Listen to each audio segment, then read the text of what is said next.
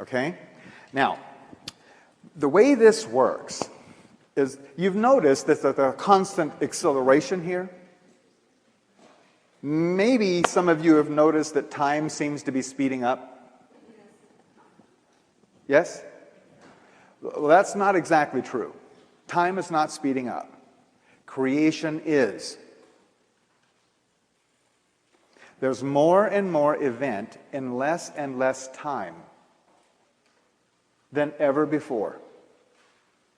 And it's going to keep on accelerating. And keep on accelerating. You want to have a very personal experience of how much change there is between here and here? You want to know?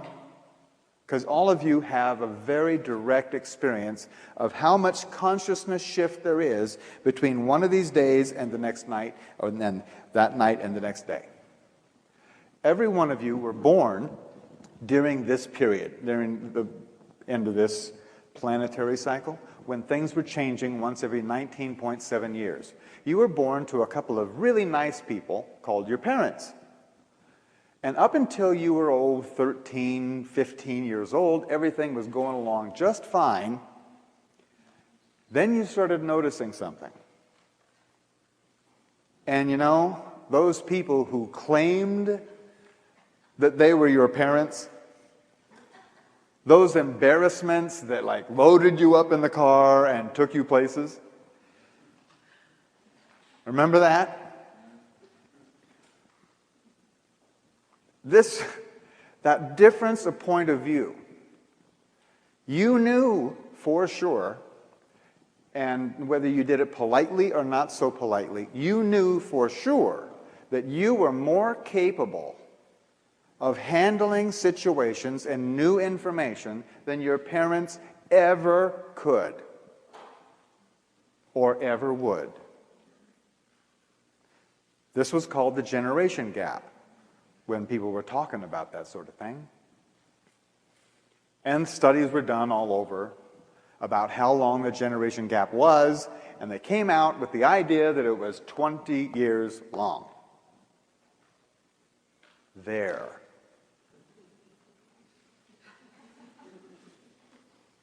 That's how much consciousness shift there is between one of these days and one of those nights.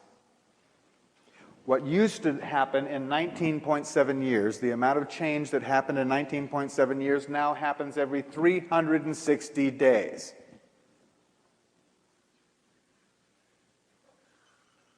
Does that answer a couple of questions? Of why you feel a little overwhelmed from time to time?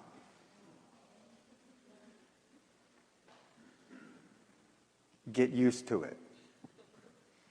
Or get over it. We are the Prozac nation. This is why we're going to talk in depth about that. The reason I said either get used to it or get over it is because here, what used to take almost a year, the same amount of change will be happening every 20 days.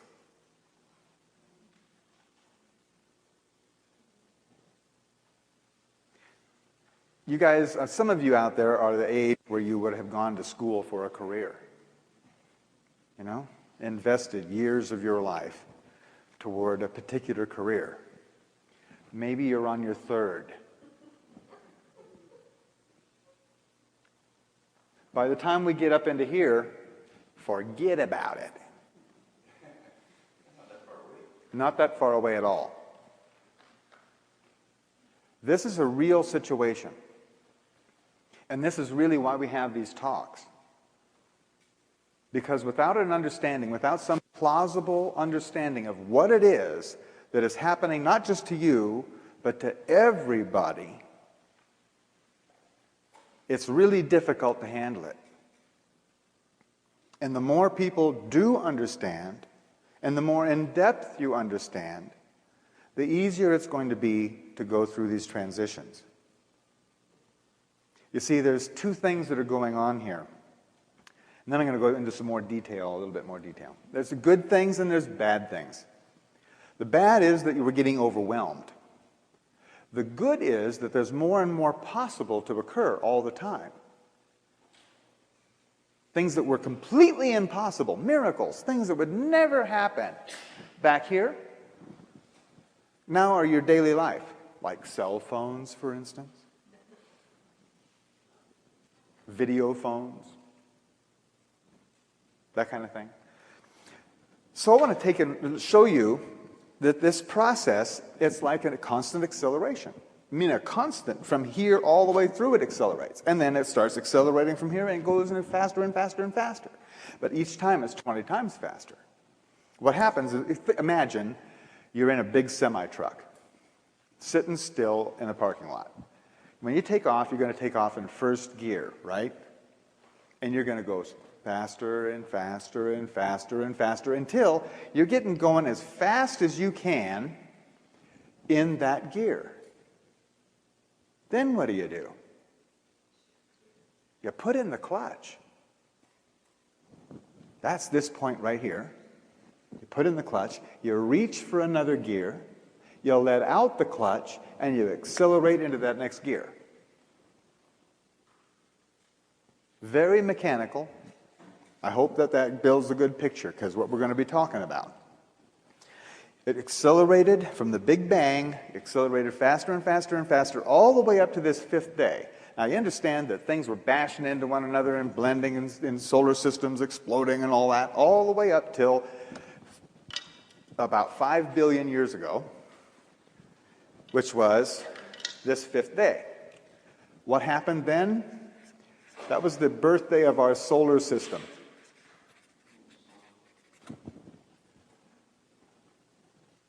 In every one of these fifth days, it's the biggest opening for consciousness of the whole deal. It races up to that point, and then, wow! Okay? So it would go, go, go, go, all the way up till this period, and then the solar system was formed. That's a big event for all of us. Then, during this fifth night, that's when everything gets applied, right? What happened? 250 million years of meteor bombardment. All the leftover junk in the solar system started plowing into all the formed planets. And the moons. Luna still has all the scars. All of the other planets without atmospheres still have the craters on them. Ours are a little bit toned down, but the Hudson Bay is a crater from that period of time. There are many. There's about 5 major ones on this planet. They're still pretty prominent. Those meteors just plowed into everything. Good thing they did, too. Because every drop of water on this planet came in with those comets. Every single drop. If that didn't happen, your bodies would be really small. Because you're like 87% water. Yes? Hi. I've been watching some of your tapes and previous talks, and I remember when you brought this out, I was thinking, okay, my question would be, like, okay, with the book that you brought out by Dr. Kalaman, is this where all of this information is coming from? I mean, I never learned that kind of thing in school. Yeah. Well, no, actually, So the information, both of us have done a lot of research. So it's there's scientific backup on all of this? Absolutely. Scientific proof of all of that, yeah. Yes, yes, yes. Okay. There is scientific proof of everything that we're talking about. If it is not, I'm going to say it's conjecture. Because there's one coming up, as a matter of fact, a conjecture. So, that's what happened. Big breakthrough and then big bombs. Okay? Then, in this cycle, this fifth day, 315 million years ago, what happened is life took a walk on the beach. Everything back here is underwater. All the development of life was underwater. In the fifth day, the animals started crawling out onto the beach. Life moved to the land. 315 million years ago. Look it up. Then, during the fifth night, 97% of all life went extinct in the Perm-Triassic extinction period. Pow! Another one of those comets slammed into the earth, and 97% of all life was eradicated.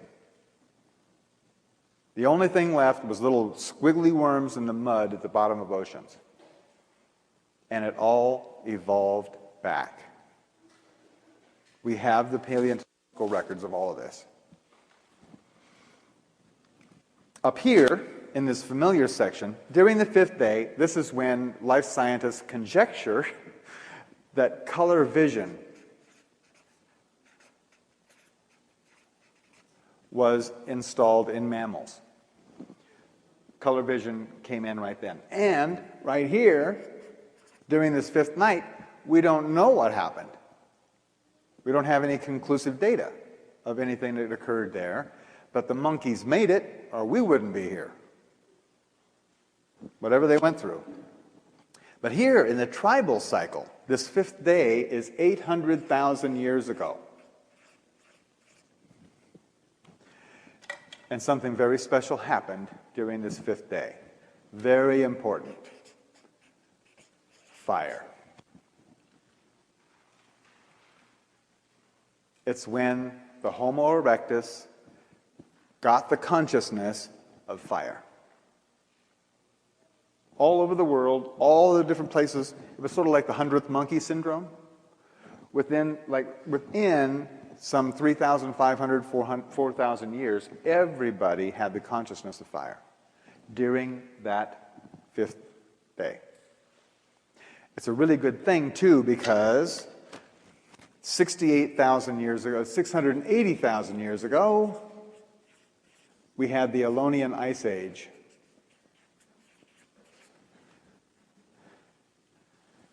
During the fifth night. What is consciousness doing here? It looks like we're getting supplied exactly what we need to go to the next step, doesn't it? Doesn't it? Okay, up here, 40,000 years ago, in the cultural cycle, was the development of art. Cave paintings, stone carvings, wood carvings, some of the petrified wood carvings they found. Art. There were tools way back here, but art. Art was very, very important because art was the consciousness of future. It was the first expression of future. You know, they didn't sit around the fire carving this effigy of a pregnant woman. You've seen that goddess, right? They didn't sit around carving that because somebody had become pregnant. They were doing it so that there would be pregnancies. They didn't stand there and paint on the walls what they had just done with the bison. They were stating that as a prayer. It was magic. It was shamanism. They were predicting their future. Why did a caveman wear a bear claw on his, or tiger's tooth or whatever? It wasn't so much a totem of what he had accomplished. It was so the next time he met a bear, he'd go, look at that. He was looking into the future, to use that power in the future for his survival. And that's what art was all about. It wasn't decorative. It was shamanic for the future. Then, 32,000 years ago, was the fifth night. And what happened 32,000 years ago? Neanderthal went extinct.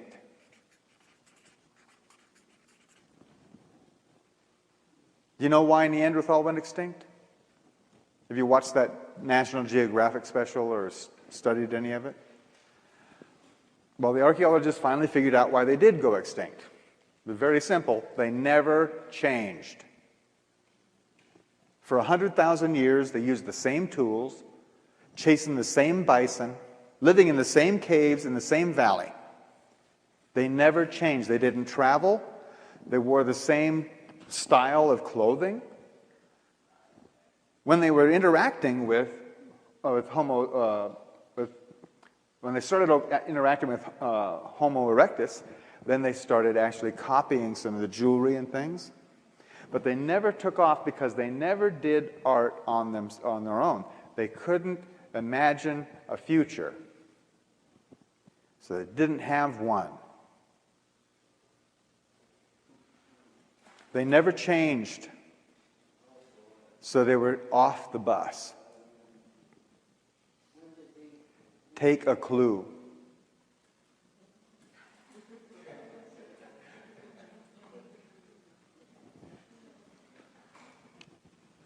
Okay. Back here in the national cycle, this date right here is 40 AD. This line is 40 AD. What was happening 40 AD? Who had just died? Jesus had just a little while before, yeah. But he was here and he had a certain message for everybody. And that message basically was, you're all divine. Every single one of you are the sons and daughters of God. And no one has any business getting in between you and him to do your speaking for you. No king, no priest, no governor, no one has any space between you and God. That was his basic message. And that message, remember these is 397 years, almost 400 years. Here we go. We'll draw it like that. During this period of time, the message of Christ, not him, but his message was spreading out all over the world. That consciousness was being spread over that 400 years. And right here, this time period, the fifth night, was started at 416. Actually, it started 413. In 416, Rome fell.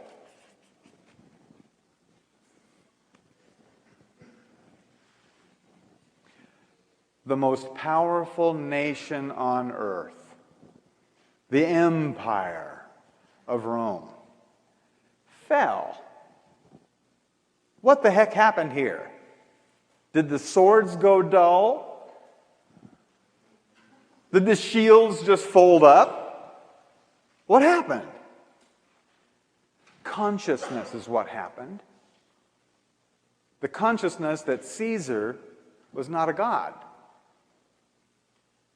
nor any of the emperors. That each person had his own voice. And that Rome was, frankly, very far away. So F you, Rome, you know? We're going alone, is what happened. It was individual consciousness that brought that down. It was the recognition of this truth that destroyed that. It was the application of this information that undermined the authority of Rome. Can't happen again, though, could it? Not in our lifetimes.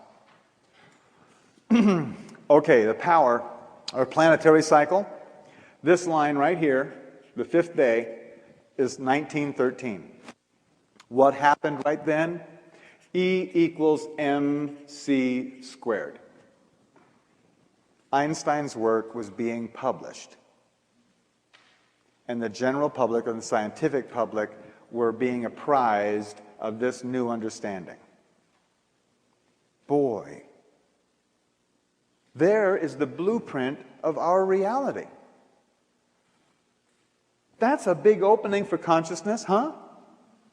And then 1924, I mean right down the very center of that 20 years, 1924, Mr. Hubble discovered that we live in an infinite universe.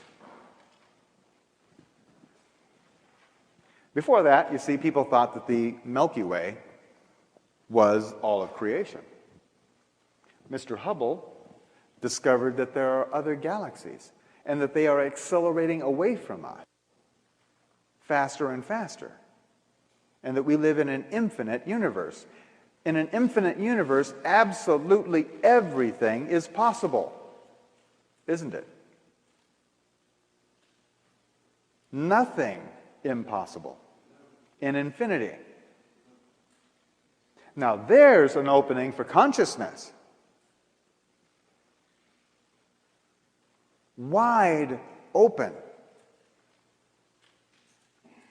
Okay, what do you do with that when you're going to apply it? Well, that line right there is 1932.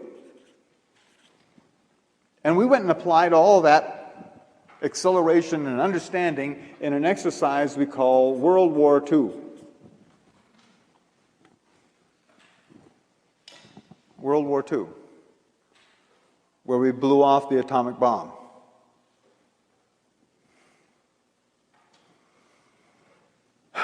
And brought upon ourselves the weight of the responsibility that we could be the last.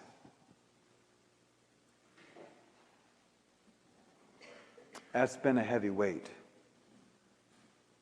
That's been part of your consciousness since you grew up. It's been a heavy weight. But I do want to point out something very important. As bad as all that waste and horror of World War II, it sure as hell wasn't 250 million years of meteor bombardment, was it? As a matter of fact, in World War II, 97% of all life did not go extinct, did it? You know, some people worried about, when the bomb went off, that it would cause a nuclear winter. An ice age global-wide didn't happen. As much as Hitler hated the Jewish people, they did not go extinct like the Neanderthal, did they? And when the Third Reich fell, there wasn't 30 years of war that raged across Europe, like when Rome fell. In other words, folks, things are getting better. Dramatically better. Now, sure, our expectations have risen also. Like right now, animals have rights. Back here, you women didn't have any rights. You were animals.